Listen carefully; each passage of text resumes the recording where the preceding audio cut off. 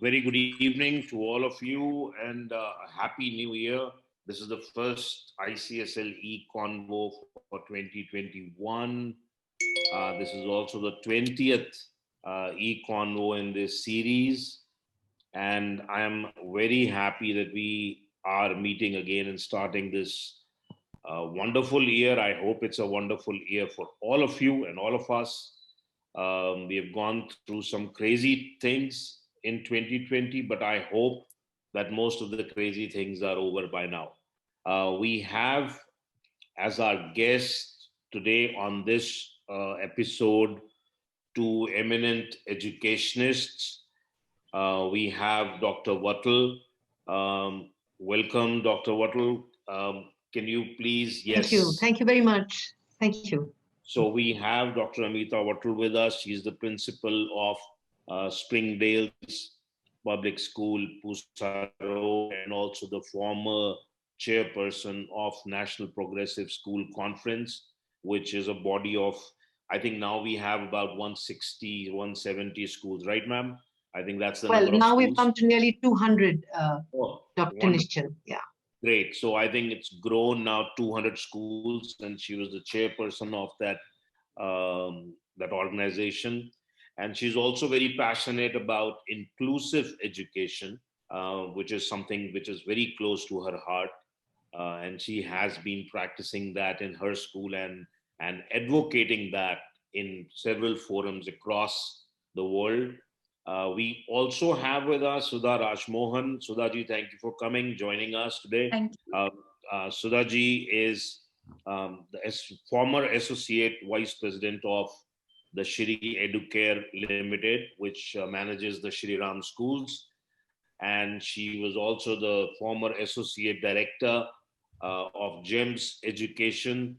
And she was the principal of GEMS School as well as Chinmay Vidyalaya. Thank you for joining us on this episode of Friday at 5. We set the context really discussing and why that issue is so important to all of us as we move into the third decade of the 21st century. And I think the vision that all of us have is really not what happens tomorrow, but what happens in 2030. We are all gearing up to move that road for a better future in 2030. Now, I was recently reading a book which was published in 1966. That was the year when I was born. And when I was born, this guy, John Holt, wrote a very good book, and it's called How Children Fail. And if you read this book, within the first 2 pages, he mentions, and I'm quoting this, that they fail because they are afraid, bored, and confused. So there are a lot of students who fail school education because they are scared, they are afraid of failing to meet the expectations of the adults, whether they're the teachers or the parents. They are bored because sometimes the curriculum and the activities that we do in school are not up to their intellect, up to the talent that they have, up to their interests that they have developed over a period of time. So our curriculum ends up boring them to some extent. And also they are confused. They are confused because a lot of the things that happen in the classroom, for example, I am a math teacher, and I'm very sure that a lot of kids would be confused as to why the hell do they need to do trigonometry, because they're not going to be using trigonometry ever in their life. So what we teach in our classrooms ends up sometimes confusing them, also because they get contradictory viewpoints. What they hear their teachers and schools telling us is different from what they experience in the society or among their friends. Now, this whole, um, this statement is also relevant today in 2021. We have to understand whether our curriculum, whether our pedagogy is really boring students, whether it's confusing students, whether our expectations are making them, scared. I think these are some of the things that we need to address. In the light of national education policy, so if you have read the policy, it talks about moving away from the culture of rote learning. It talks about educating or you know to train students on how to learn, and take the ownership of learning in their own hands, because they have to become active learners rather than passive receivers of information. It's also important for us to address the topic of who controls learning in the classroom, because we are entering into an era of blended learning. Now, if and we all understand that this new adoption, forced adoption of technology that has happened because of the pandemic, it is not going to disappear in the next few years. It's going to stay with us, depending upon our profile of school, our choices that we make. We might be using a little bit of online learning and more of face to face later on. But the whole blended learning element is going to stay with us. It is not going to disappear, and there is no road back. We are not moving back to the old normal in our school system. The sooner we realize that, the better off we are. Now, what happens is, uh, there is enough research to show that blended learning or online learning is effective only when students take control of their learning. And if you look at the traits of digital natives, if you have studied the persona of digital natives and how they learn, the old traditional pedagogies of chalk and talk might not suit the learning needs of digital natives. They are risk takers. They are flexible in their approach. They love to learn socially, and they want to discover their own paths to learning. That is how the digital natives learn. Their interests would change after every 6 months, and they'll, one day be interested in baking, and the next moment you will see them interested in painting, and they'll start modeling or coding. So their interests, they try to experiment. The linear model of education that we are all used to may be obsolete. It may really go down the drain very soon. And it's important for all of us to discuss how do we implement a more flexible approach to education. So that's the context. How does the role of the teacher change if the learner is going to be in command, from being, as we've all spoken about that quotation, um, instead of being a sage on the stage, we need to be, a guide on the side. But that transition is really not easy, because as teachers, we like to be in control. We like to control the learning environment. We try to also control uh, the dissipation of knowledge. We decide how many chapters need to be done when, which chapter needs to be done first, and what assignment needs to be given at what point. So we like to be in control. Traditionally, that's how we have been, but maybe that role is going to change. So we will be discussing that. Any questions that you have, please do put them on the question and answer tab. The last half an hour of the show is all about answering your questions. We'll be more than happy to do that. You can also raise your hand if you would like to talk. We would invite you to ask your question, but I would prefer if you can type it down in the question and answer tab, because that is much easier for us to address. So I'll quickly bring in my experts. Dr. Wattle, my first question is to you. How do you see the control in terms of learning changing over the next 10 years to what has been happening for the last, let's say, 50 years or so? What is your viewpoint as to how the dynamics of the teaching learning process might change?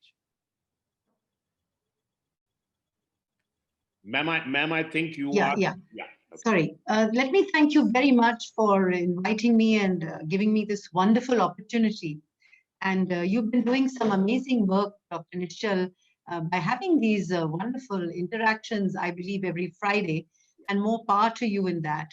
And it's so good that we have so many wonderful educators who are going to be listening. And hi, Sudha, I'm so glad that I'm with you on this panel. It's always a pleasure. Um, I just want some things out of the way before I start this conversation. It is that, is this a question and answer, or do you want us to be a little more longer in our deliberations? How do you want it to move, Dr. I think we need to be short so that we can look at multiple topics in the first half an hour. Right. And then when the questions start coming in, we can start addressing those questions. So maybe there are three. Okay, so there are 3 or 4 different aspects that we need to cover during the first Right. half an hour. One is, how do we see the environment unfolding over the next decade? The second important thing is, what would be the transition required by the teachers during that journey, and how can they prepare for that transition? So, I think these are the 2 or 3 main questions. And one of the right. questions that came to me, on because we ask people to submit questions to us, and I'm going to read out, one of the questions that has come to me, and this has come from Jharna Anand from Maharaja Agrasen Public School, Delhi. What first 5 steps must be taken to prepare if, as a school leader or a teacher, we want to practice learner control learning? So I think our audience is looking for some concrete, actionable steps that they can implement. So over to you, ma'am. Great. Thank you. Thank you very much for that and some interesting questions. I'd like to say that, for me, there was this pre 20th of March and there was this post 20th of March, where everything changed absolutely irrevocably and inexplicably. And I think learning changed completely in that context. Um, as it is, just before the COVID had got us, for several years, we were sort of concerned about the fact that the education system wasn't giving us much, as you rightly mentioned in your opening remarks. And the COVID threw a spotlight on this. And I think that's what really got us going. And I must say that teachers were absolutely amazing, the way that school heads and teachers came up and went forward with that. So I think we have to look at how are we going to view, review, and reshape ourselves in the uncertain post-pandemic world. And as you rightly said, it is completely uncertain because we really don't know whether we're really going to get back to school. I can't imagine a situation where in April or July, 3,000 children are going to come back. So blended learning, asynchronous and synchronous learning is very, very much here to stay. So we have to shift our thinking from reacting to responding. We can't keep reacting. During the COVID, we were reacting. Now we have to start making a deliberate response to what we do. So as an answer to the young lady from Maharaja Agrasen, I think we need to strike a balance between synchronatic and asymptomatic engagement and colleague collaboration. Colleague collaboration is very, very important today. And we need to create a model of design thinking in our school, which means that different people think differently, allow them to think that differently, bring in student voice and advocacy. So let us target these 3 prompts. What might not return to schools in the new normal? Prompt 1. Prompt 2, what will schools do now that they did not do before? We have to think. And prompt 3, what does this mean to you as an educator? And what change do you want to see? Because unless you see the big shift, there is going to be no big shift. Unless the head of your schools or the management sees a big shift, we're going to get back into the same nonsensical rut, and we'll do the whole summative business online. So I think we have to develop a continuity of learning. And this continuity of learning is very critical to the stability of schools. So I look at 3 angles. One is mobilize, one is stabilize, and one is strategize. So when I look at the word mobilize, I think it is very important to ensure that we have equitable access to resources. And we set up streamline systems. Very important. And then we set schedules and prioritize future developments and focus on how we can do interactions and connections. So if you want to mobilize, these are 3 things which come into being. If we have to stabilize ourselves, we have to build our capacity, which we don't really have. We have to do huge amounts of capacity building. We have to constantly catch ideas, and for those who are scientific amongst us, pollinate them, to pollinate these ideas, right? We have to respond constantly to feedback. We're used to being in a rut. We don't really respond to feedbacks. We expect our children to respond to the feedback, but we as schools don't respond to feedbacks. We're very happy if we come in some education world. For us, that's a feedback. That is the least of the feedbacks that you have. You know, all this has no meaning. Also, we must encourage collaboration between each other and the students. And we have to reflect and deliberate on everything that we do. And we have to curate the signal from the noise. And if we have to strategize, we have to see the opportunity that we get to accelerate change. We have to redesign systems with equity in our minds. And we have to create a culture of research and development. Every school must have a teacher resource center, a research and development, and an R&D center. We shouldn't wait for somebody else to do it for us. We should have it ourselves.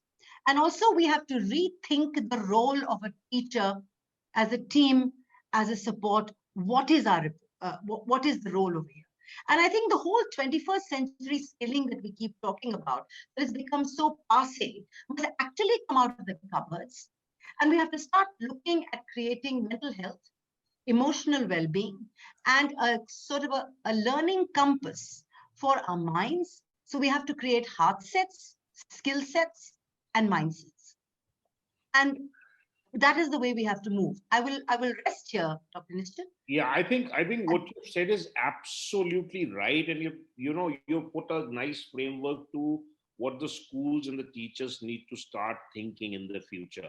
And if they do not do that, that could be lethal for some of the schools. And the sooner we start doing it, that's more important. But I think at the heart of what you just mentioned is the teacher resource center, because let's just face it. Whatever the policy wants, whatever the government wants, whatever the school leader wants, it's not going to be reflected in the classroom till the time the teacher is empowered and enabled to make that transition. So my next question, maybe Sudha, you can answer that. Yeah. Is that this whole shift that teachers would require? So let me just continue with the topic of teachers first. Losing control is not something easy. For a mother-in-law to lose control of her kitchen is not an easy task to the daughter-in-law. So and that happens everywhere as a culture. We like to control. Now, when we need to explain them that, look, now you're a mentor. You're not the sole source of knowledge. That the students can learn from multiple sources now. They have online, they can, offline, friends, socials. Teacher is just one of the resource, and therefore you just have to mentor them.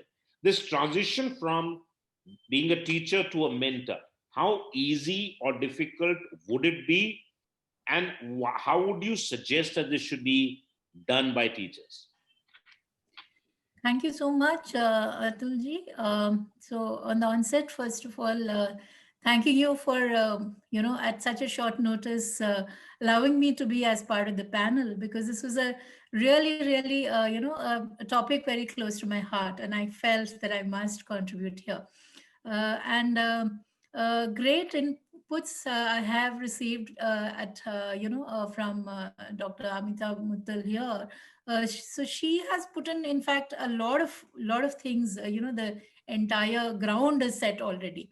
Yeah. But I'll pick up on the thread that you gave me. You talked about the control. So I want to talk about this thing called control. So let's just talk about any kind of relationship. So any kind of relationship in humanity, uh, normally, all relationships, there would be either a control or there would be an influence. So one has to look at as to what is it that will favor in the education system. It is also true in the teaching learning system that we control 50% of every relationship, even a student's child and a teacher relationship, but we can actually influence 100% of it. So if you're looking at control, we actually don't have complete control. But when you're looking at as an influencer, you actually have 100% stake on it. So a teacher has to really in depth look at these two words. For me, this is very important. What I look at is control. So what do you mean by control? Control, maybe if I look in the dictionary, it might be something like a unilateral ability to make something happen, right? You just control it and make it happen the way you thought it, you perceived it. But influence is the ability to affect someone else's thinking. So when you affect somebody else's thinking, then you are actually not just doing what you want them to do, but you are also making them do what they wanted to do, because you have changed their thinking altogether.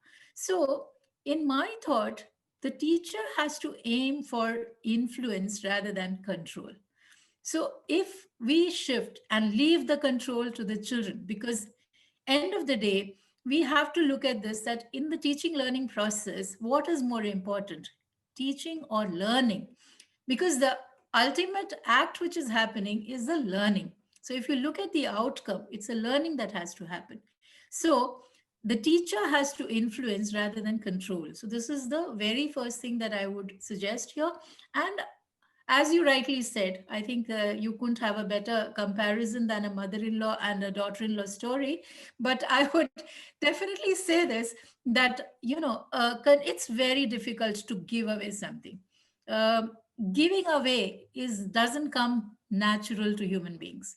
So, giving away control is very difficult, because the simple thing is that teachers always believe that the children are not mature, the children do not know it, the children may make mistakes. But what one does not see is that, why don't we let them make the mistakes at the learning stage rather than at a later and a mature stage? So if you can really look at this student centered learning or a learner centered learning, where the control is totally with the children, so that is what has to be looked at. See, we look at a lot of pedagogies. We talk about active learning, we talk about cooperative learning, we talk about project doing, but yet, unfortunately, in the schooling system, we always put a tag end of, evaluating it. And when we evaluate it, the parameters and the criteria are always created by the teacher. It is very less left to the discretion of the student to devise as to how must I be evaluated, or what must be evaluated, what are my skill sets which you can actually evaluate. So saying here, I think control giving to children definitely is the way forward. But having said that, not so easy to be doing that unless you prepare the ground for it.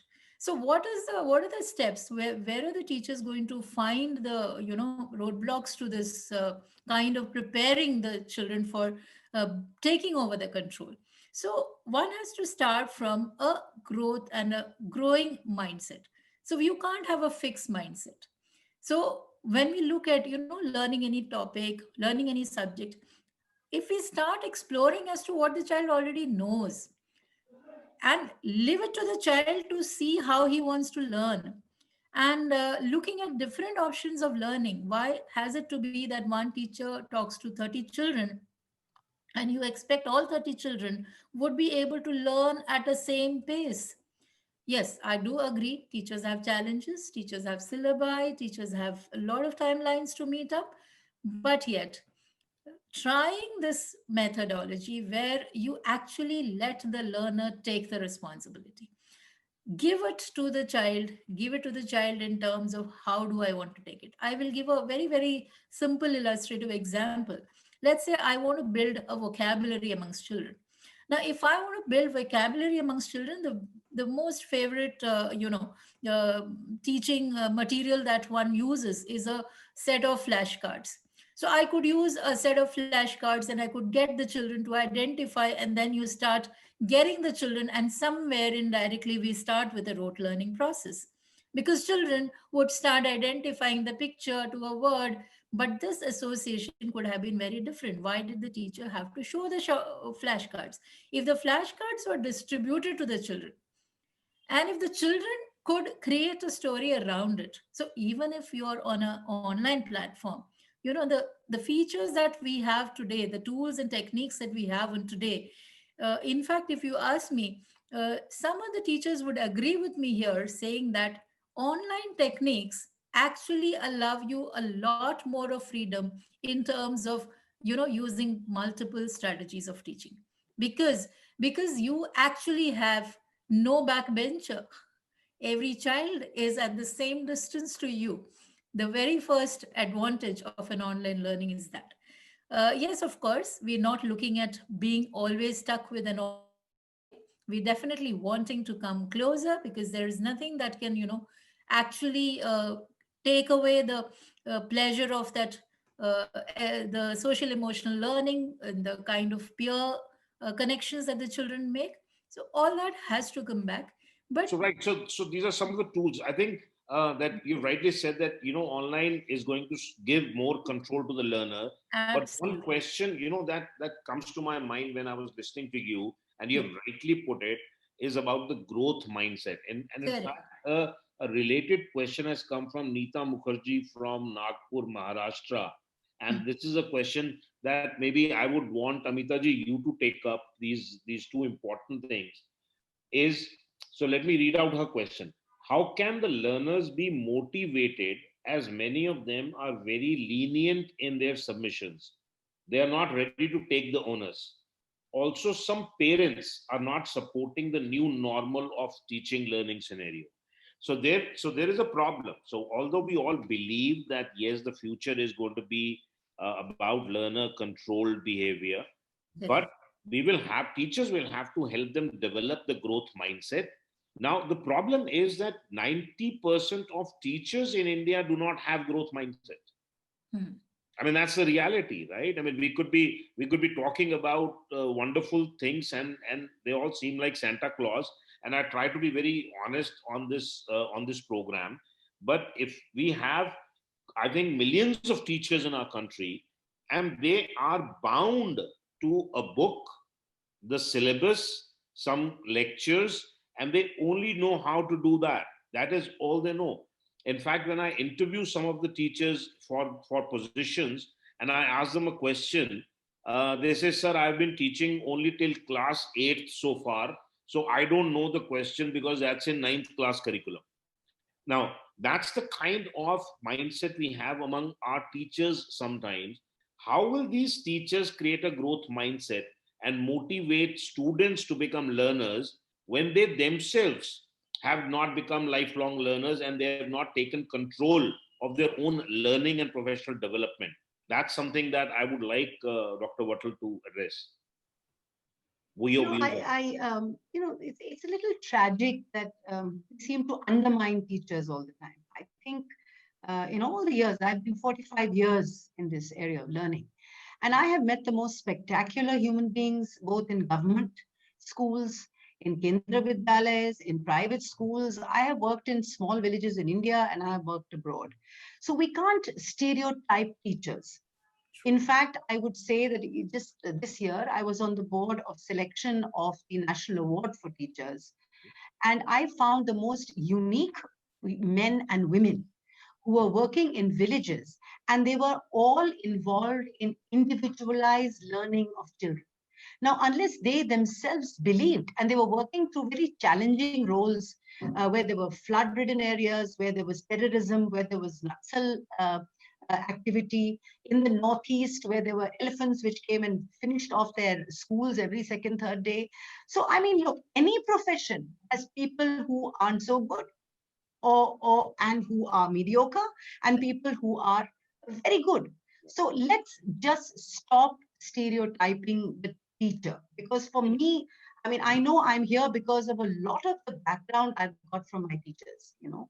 I mean, people would never say that I remember the dentist who took off my tooth, or the lawyer who helped me with the divorce. They will say, I remember my teacher. You see, Yes. the point is that she is the most, or he is the most important person who has changed your life. And so I think what we need to do in this is that the teacher herself has to ensure that individualized learning starts taking place. If the child is able to take control of his or her own learning, if the teacher says it's up to you, and you have to have some patience in that. So the individualized learning model has to be encouraged, what the NEP is talking about in a very big way. It's talking about children's choices. It's talking about you helping to scaffold those choices, about student advocacy. It's talking about student voice. I think that's what the whole NEP is about. Can children learn in a variety of delivery modes? The reason why we are having a problem, even online, is because we're still giving one delivery mode. There are many modes we can do. We can do it through projects. We can do it through 100 project books. We can make a film of it. We can ask them to do a film. We can conduct breakout rooms. We can do it through online, through offline. I mean, there are innumerable models through which we can do it. We just have to find out what is it that makes that child tick. And that is why I said we have to do something about the heart set. You see, we keep worrying about we have to build up the skilling, we have to build up the skilling. Let me tell you, the greatest amount of learning happens when a child likes the teacher. True.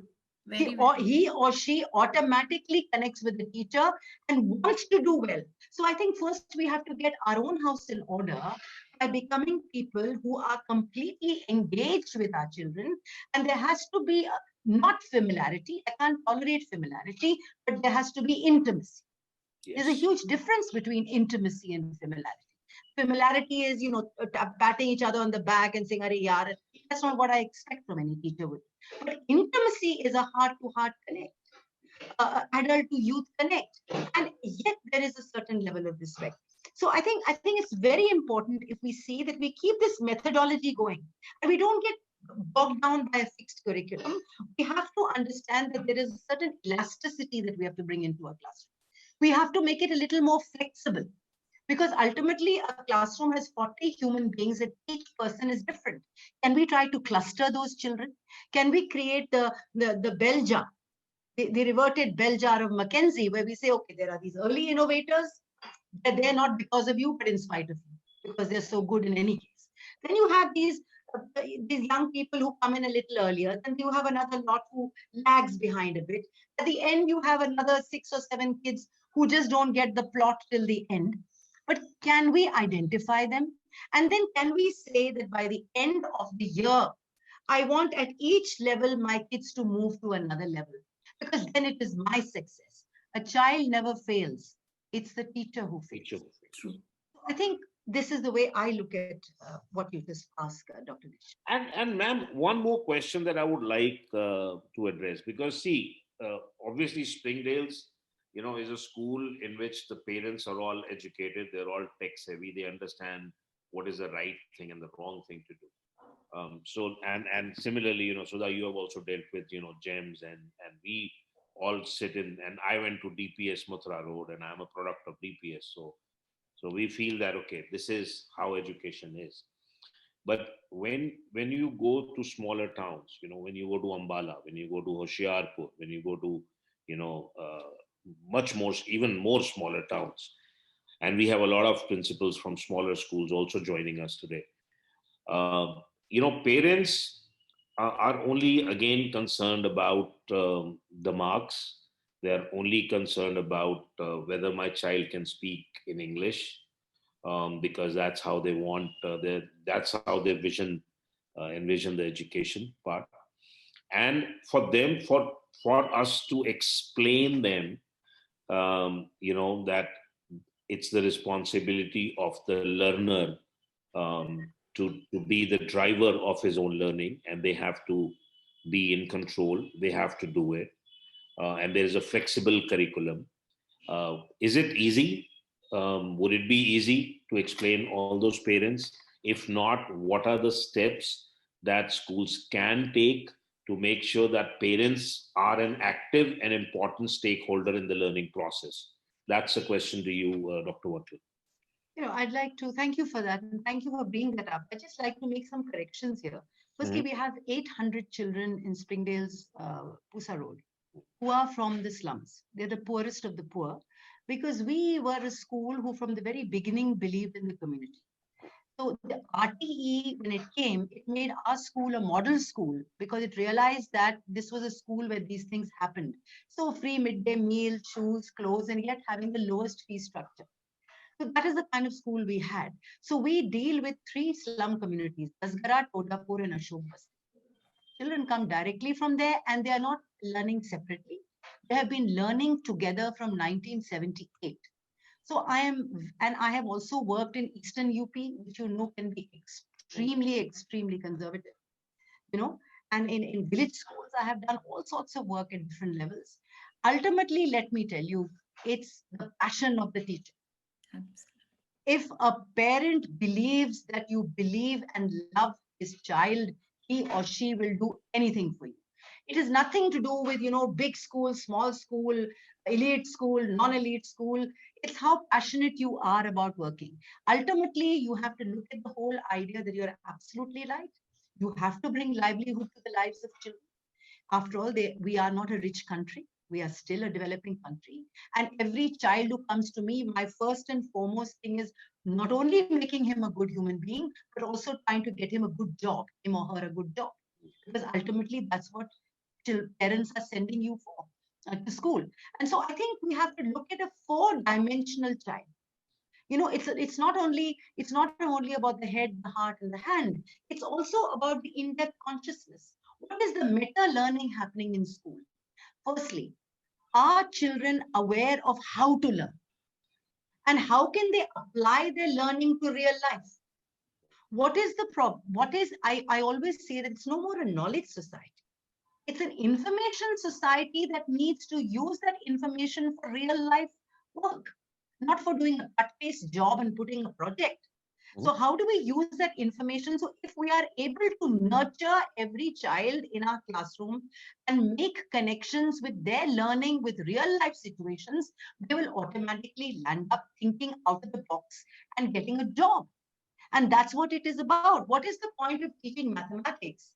And if your child doesn't know how to plot a graph of rainfall, average rainfall happening in your city, absolutely, what is the point of teaching English or Hindi or any language if a child doesn't know how to write a basic report or an application? And let me tell you, there are adults in this country who don't know how to do that. So why are we blaming a child? What is the point of saying that my child is going to an English medium school, but you ask any child from any school anywhere in India and say for 2 minutes, I'm not talking about trophy children. We all have 5 trophy children, which we crow all over the place. I'm not talking about that. I'm saying that why don't we ask any child to speak for 2 minutes on any subject for 2 minutes? He will leave matlab, ye, main soch raha tha, I mean, you mean. In no way can any child speak non-stop in English or Telugu or Tamil or Hindi in any one subject. You ask him to choose a subject of his choice. What is it about us? Where have we failed? Because we are not developing the powers of collaboration. We're not developing the powers of discussion, of communication.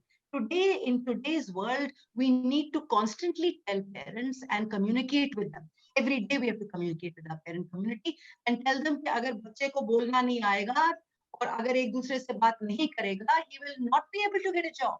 He will not be able to make connections. He will not be able to network. It's a very different world today. And if he does not apply his learning to real life, he will not do anything. It will not help him. So I Correct. think that is a very important part of the four-dimensional child. The consciousness of learning, the meta learning, the metacognition of learning, the awareness of learning, which you have to bring in, whether you're in Humidi Talaya or whether you're in Jaipur. That's a very important point. So I think, all of the people who are listening, I don't think, as Dr. Watala said, it's not about big school, small school, rural, urban. I think the philosophy is the same. The message has to be the same. We have to make education more meaningful, more effective. And that is going to happen through individualized learning as we move ahead. So each of us, and as she rightly said, it's not enough to be familiar with your students. You need to be intimate with them. You need to understand their requirements. You have to understand their interest level. What would they enjoy doing, and then maybe deliver a learning and help them learn in that particular manner. Let me start taking some questions that we have right now. We have 4 questions. And please, audience, if you want, you can put more questions. So the first question, I guess this is again for you, Dr. Wattal, because you suggested this. Teacher Resource Center is a valuable tool. How to utilize it to the optimum level? This is Ruchika Sukhija asking you. I think first and foremost, if we are building, we have to build a teacher resource center. Because at the end of the day, how many capacity buildings will the CBSE do for you? How often will you hire outside parties to come and train your teachers? Ultimately, you as a true leader, as a school head, know your teachers better than anybody else can know. So I think in the first and foremost, the school leader has to empower themselves. They have to better their own learning. They have to read more. They have to be involved at all levels of learning so that automatically the teachers look at them and say, even if it is something about physics, I can go to my school head. She may be from art, because you don't have to know physics to teach physics in a certain sense. The how of physics. The point is that we're not talking about content. Content can be taught in a tuition center. We're talking about how learning happens and how do you go around that, the whole subject. So the point is, a teacher resource center is a huge aid. It's a tool because it has to be extremely well resourced. It can have so many different, and since we have technology now, it can have access to so many talks. It can have access to teaching aids. It can have access to, like for example, every school has stay back sessions. And I think it's very important to convert them into training sessions. And then we can have faculty groups there where teachers sort of give model lessons and other teachers can comment on them and check whether, and this is about having you shouldn't have a trust deficit amongst each other. You mustn't be inhibited. The teaching community in every school should be a free-flowing community which says, I'm growing because of my teacher resource center. And I think it is imperative that at any point of time, if a teacher is free, she should be able to go down to a teacher resource center, have access to computers, look at her material that she wants to find, have a resource library over there, a digital library, have access to some speakers who come. And it's not about keynote addresses because they're very boring. Everybody, I mean, unless of course the Dalai Lama is speaking or Mandela was speaking, that's a different scene. But these keynotes get on my nerves.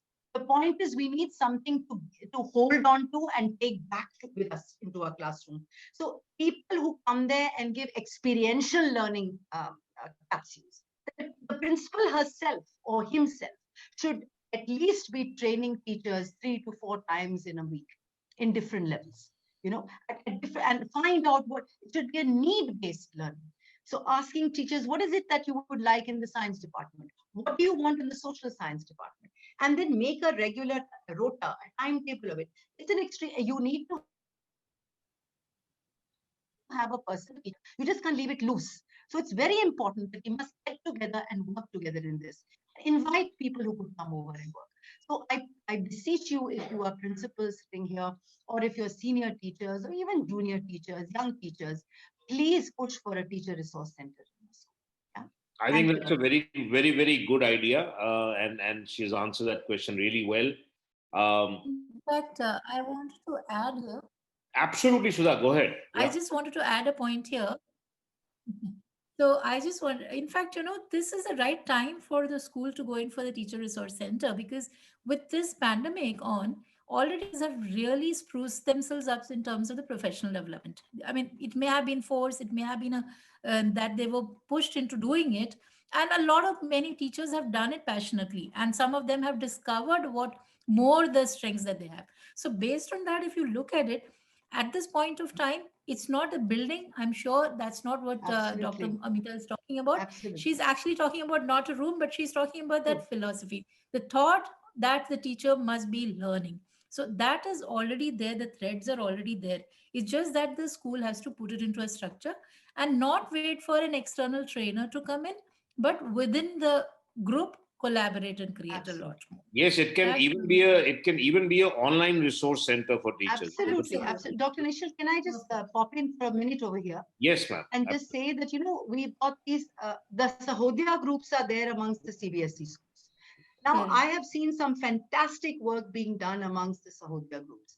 Every second day, they are inviting people to come and speak and do some training. We also have hubs of learning which have started.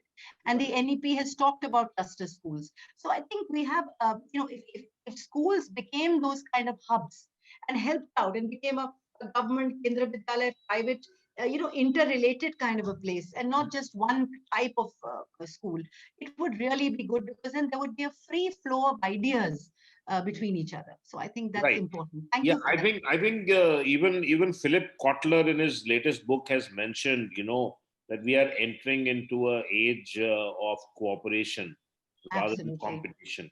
So I Absolutely. think we need to understand how to grow with cooperation, and we don't need to be competitors. Every school doesn't need to start chasing the same budgets.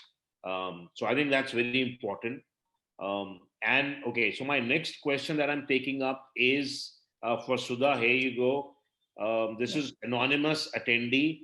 Yes, we believe in flexibility, but as per our education system, we are bound to complete our curriculum in the year, and all our new way ends up doing monotonous teaching method. How do we fight this now? So I think what she's trying to ask is that the pressure of finishing the curriculum in a particular year, puts us back into that monotonous teaching method. How do we address that? Right. So I think since the person is anonymous, I won't know that what is the age group they're referring to, because syllabus, and whether it's a CBSE or it's an ICSE or what curriculum you're referring to, that itself, talked about syllabus modification. ICSE also has mentioned as to how much it can be, modified for the examination which is coming. But what I feel is that syllabus is and teaching are not two different aspects altogether. You can't say that because I'm doing this active learning, my syllabus doesn't. See, the active learning is for completing the syllabus itself. I mean, it's not something totally different. So if I'm teaching a child through a certain activity, I am actually reaching it faster because I'm getting my child involved. When a child is involved in a certain work, then he will actually learn faster. So, first thing I would say is that teachers need to come out of this myth that if I Mm. engage my student, my syllabus will be left behind. Because see, I've been a hard core teacher. 24 years I've been teaching. In fact, you mentioned about some of my corporate and my premium schools, but I want to say that 10 years I started initially, I worked in a government aided school. So working in a government aided school, teaching to, my first class had 50 children sitting. And out of those 50 children, 50 children sitting in a classroom, barely fitted with enough furniture for them to sit. Right. So in that class, what I still can recall, my first lesson, which is I'm all of 23 years old and I'm teaching physics to grade 11 students, was not easy. Children would come with tough questions, shoot at me because they wanted to see this young lady being able to handle. But what I learned from that day onwards is that teacher has to be hardworking. She has to attempt to reach to what the child's mind is thinking about. It's not about how good. I completely agree. I saw one of the teachers written in the question answers or in the chat that a teacher today who's selected probably may not be the cream who comes. I want to differ from there. What do you mean by the cream? I mean, it's not that the teacher has to be a 80 percenter or a 90 percenter. She has to have the heart in the right place. She has to have the connect with the children. She has to facilitate the child to do the learning, and she needs to. I cannot accept this, that a teacher who's done a graduation is unable to cope up with the school syllabus, because it's only school syllabus that she is teaching. So it's about the passion that you have, it's about the connect that you have with the children. So when these two come in, you will automatically be able to reach to those.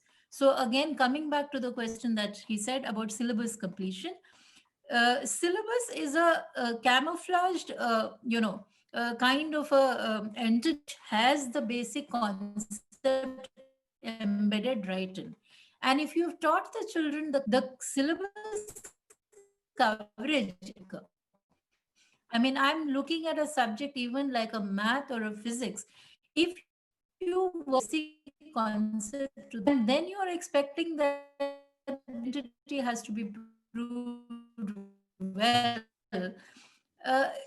it's a failure. Any which way, you're starting as a failure. What you need to look at is the concepts ready or not? And if the concepts are not ready, you have to start there and don't look at it as a waste of time, because that's where you're going to build. Because the rest, because today we are saying that the children can be given a task to do on their own. Trust them, believe them, they will. But kindle the interest, get them to be a learner with thirst. Yeah, I mean, no, I agree, and what I'm going to do is I'm going to add a little bit of my spice into what you've just said. Yeah, See, covering the syllabus is obviously the easiest part of teaching. A tutor can cover a syllabus in 20 hours or 30 hours. That is really not teaching. So anybody who thinks that they are teachers because they can cover the syllabus on time, they are the biggest fools on this planet, and I'm going to not mince my words with that. Um,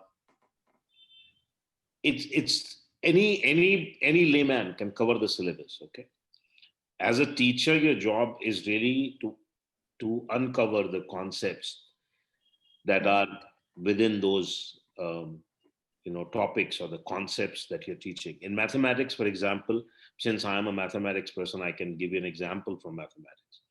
Mathematics is not about getting the right answer to a trigonometry problem, Correct. or it's about a probability problem, or it's about any other nonsensical problem. Mathematics consists of concepts, ideas, abstract notions. The way you think about mathematics, it's about symmetry, it's about estimation, it's about proportional reasoning, it's about deductive reasoning, it's about inductive reasoning. That is mathematics. Now, if you're not teaching these mathematical skills to your children, and you are making sure that they know how to solve quadratic equations or integrations or heights and distances problem, you are the lamest mathematics teacher on this planet. And maybe you need to go back to school. So I am one of the people who calls a spade a spade. This whole notion of trying to finish the syllabus has to go. If you do not change this notion within the next 20 years, you will be considered the biggest fool in the classroom by your students, because your students will find very easy ways to cover the syllabus in 10 days what you cover in 10 months. So please understand, our role as a teacher is really not to finish that book chapter by chapter, exercise by exercise, but to go deeper into the mind of the child and ignite that curiosity.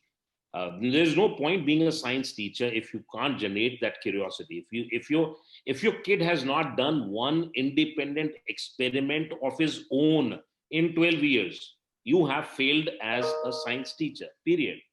There's no if and but about it. So I think we need to get out of this notion that if we do the right thing, we'll not be able to do certain things. That's not right. And that's what both Dr. Wattle and Sudha have been trying to say. That look, it's our mindset. We need to break free from our old mindset and look at how we need to fulfill the needs of digital natives. And I think that's the more important thing. Constraints would happen, they'll continue to happen, but we need to focus on what our role is as a teacher. um, my next question, from Sangeeta Bhatia, is from Dr. Vattal. Dr. Vattal, Sangeeta wants to know, how do we replicate your passion for education? If Sangeeta Bhatia is the same Sangeeta Bhatia who's a dear friend, then hi.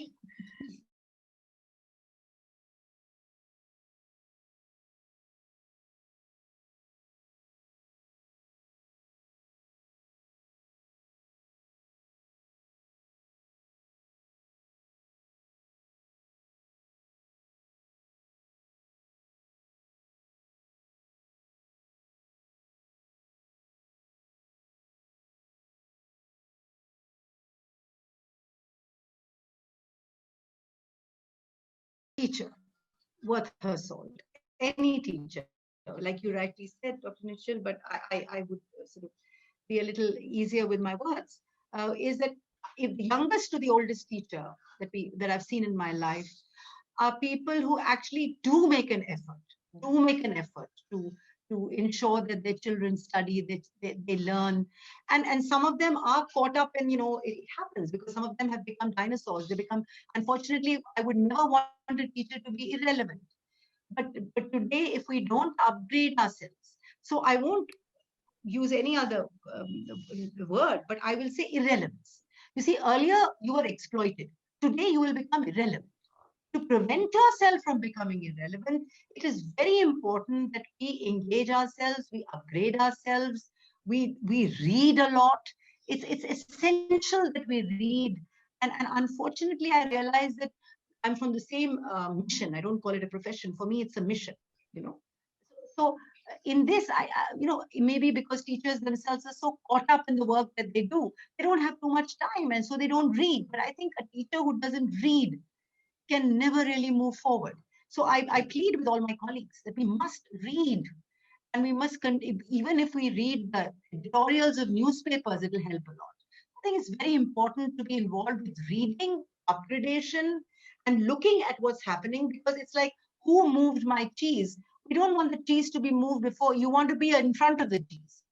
Otherwise, as I said to you, Dr. Mitchell, and I think you will agree with me, that we will become irrelevant, we'll become dinosaurs. And that's not something we don't want. Absolutely. I agree with you 100%. Could not agree with you more. Um, one of the questions that I want to take up, Arvinder Kaur from Delhi, just the last question that we'll take up: how to do the assessment at primary and middle school? Students will be part of assessment process too. If yes, how? That's one question. And there's another. I'll just quickly go with the two or three questions we need to take up, and you can address them in your closing remarks also. Um, One of the anonymous attendee has asked, but at the same time, we cannot pay more attention to a student who needs extra time. How to cope up with this situation? So, how does a teacher give extra time to students who need extra attention? There's another question that is very interesting, is that Tarun Chaubasia has asked this. Students in lower grades are very open to engaging and collaborating. I have this observation that somehow many students stop responding as they move to higher grades. What can be done so that we can get them engaged? So, how do we increase engagement of students in higher classes? How do we involve them in their own assessment? And how do we give them extra time if they require extra time? I think that's the answer. Sudha, you want to take it first, combine it with Yes. your closing statement, and then I'll ask Dr. Wattle to address the same questions and combine it with her closing statement. So I think I'll take up that query which came up on, what happens to a child. Why is it that in a younger class there is more responses? The teacher children ask more questions, but as they go to senior classes, it gets dulled out. So I think you got the answer right, because when you're saying that in the junior classes it is happening, but senior classes not happening, actually the whole fun of learning, the joy of learning, the enrichment that the child feels, or that boredom which is setting in, is what is the cause for this misery to happen. Because as if you are able to retain the same level of joy of learning and also relevance of learning, because as children get mature, I had teachers, children who came up to me and asked, why would I learn these trigonometric identities which I will never use in my life? But I had to explain to those children as to where they will actually be able to use it, if at all. It is not the relationship that you will use it, but it's the mindset that you have created of being able to solve certain things that you will be using it. So the joy in learning has to be retained. A teacher has to be, see, one of the prime reasons why I love to be a teacher is because I always thought that being a teacher, I'll be with children and I'll not grow up. And that's important. A teacher has to be childlike. The teacher should at times be able to put her head down and be able to enjoy and have a good laugh with the children. So let's retain the humor in the class, let's retain the joy in the class. And yet when you talk about, in senior class, the syllabus is yet to be completed. The syllabus is something which can also be partaken, given to children to learn on their own and tested in classroom. So using a lot of flip model of classrooms, it's quite possible for us to fully utilize the time and do this. One more thing that I would like to add here, which I think somewhere we haven't talked about, is including the parents as partners in education. So the biggest link between the teacher and the child is also the parent at home. And one needs to make sure that in your learning cycle, somewhere as a school, you do connect to the parents. I remember Dr. Vattal's talking about it, that, you must have parent conversations. I also feel that it's very important for the parents to know that what is the child learning and how are they learning, so that whatever is replicated at home also has a to the same kind of learning styles. So that is something that will help.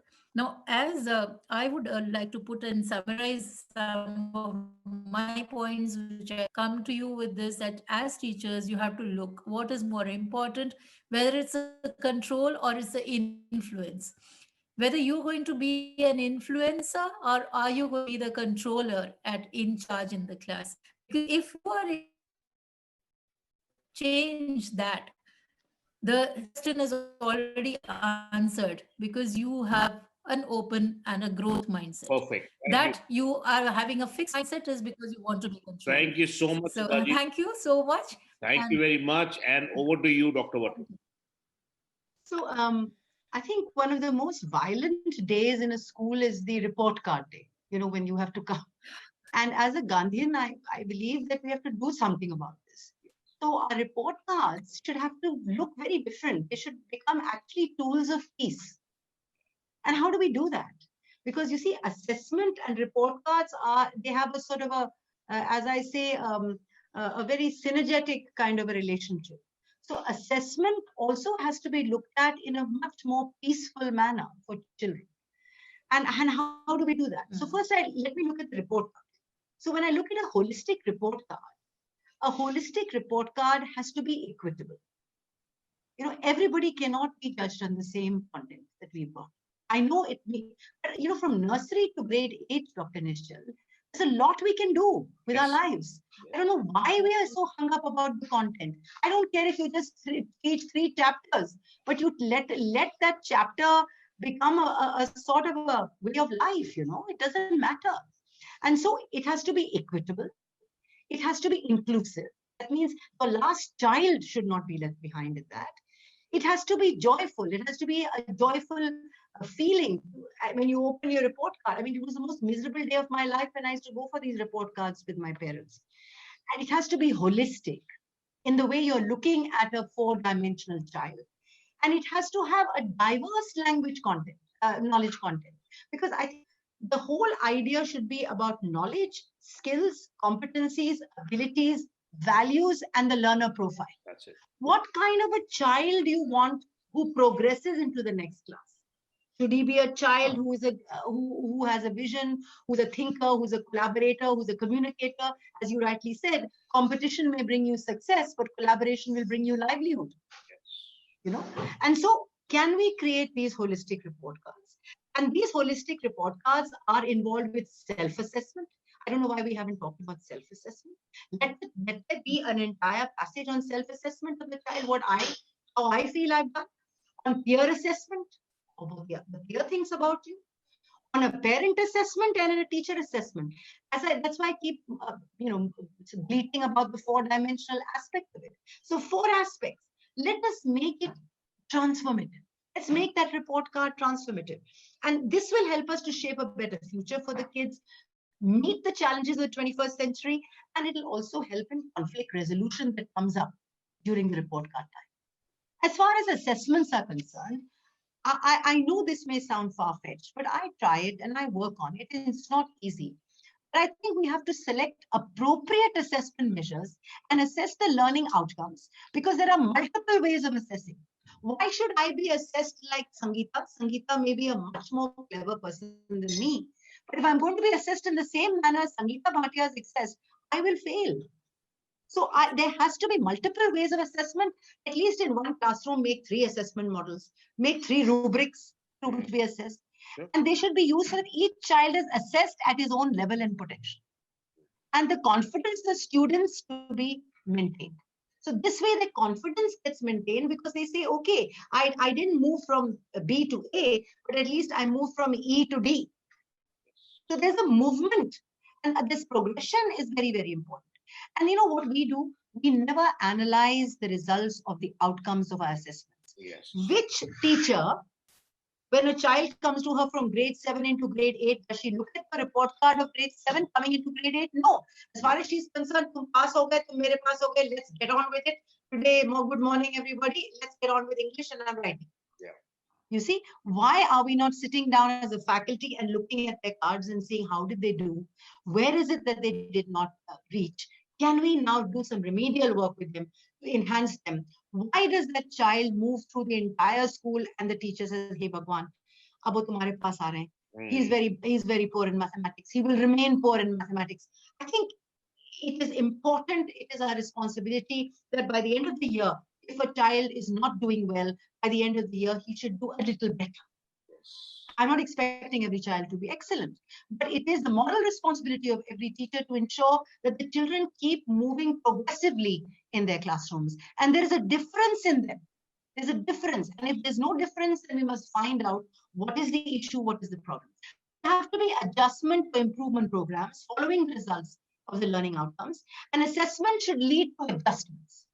Adjust your assessments and improvements. And results of assessment should be spread out amongst the staff so that they all realize how do we come together. So for me, assessment and the entire report card has a very synergetic relationship, and we should keep it very close together. No, I think you made excellent points. And when you were saying things, I keep trying to find out topics for our future Friday at 5 sessions. So one of the things that we are definitely going to take up in a future session is implementing self-assessment till grade 8. So what are the ways, what are concrete ways in which self-assessment can be implemented at least till grade 8? Well, we are 8 minutes past the hour. Usually we are very punctual, but we had such interesting panelists and great questions from the audiences that I did not even realize that we left the mark. So I'm going to be very short. Happy New Year to all of you once again. Thank you. Happy Lodi, because we are going to be meeting you after Lodi now. Those of you from Punjab, Haryana, happy Makar Sankranti to you. Please enjoy your kite flying, have a party, and a Happy New Year, the Indian New Year coming up. We meet again on 15th of Jan